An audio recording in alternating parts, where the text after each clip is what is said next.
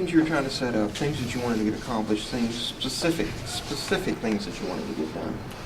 And it just wasn't in the flow. They just didn't quite execute what you wanted them to execute. And I know that was very frustrating for you. I could tell myself. It was frustrating for me sitting there watching.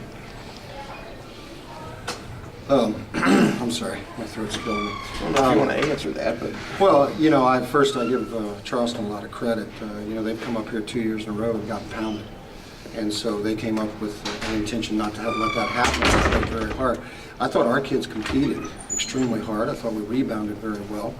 I didn't think we shared the ball nearly as well as we have been. We had a lot more individual dribbling than we did drive, pass kind of thing. So I was not as pleased with that. But I thought we competed very well. I thought we rebounded well, and at times defended extremely well. But you're playing a conference game against another good conference opponent, and it comes down to execution on the half court at the end of the game. and really both teams struggle with that. Well, they turned it over. They took some bad shots and so forth, and actually, you know, almost tried to give us an opportunity there at the end. And you know, one of the things that I'm very disappointed about is that historically, off of timeouts, we're pretty good, and right now we're not very good off timeouts.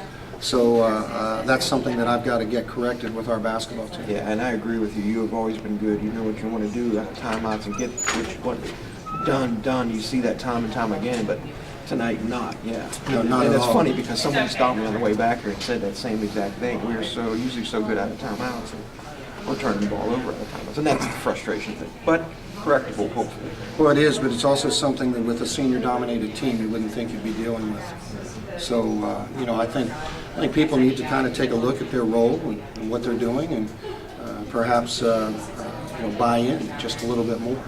Because when you're playing out there on the court, if you're not totally in, and there's a little bit of something holding you back, it'll hold you back to where you don't make a particular pass or execute a particular play like you should, and it affects your movements. And right now, I'm not sure we're there. So, you know, it's still early, but I am very disappointed.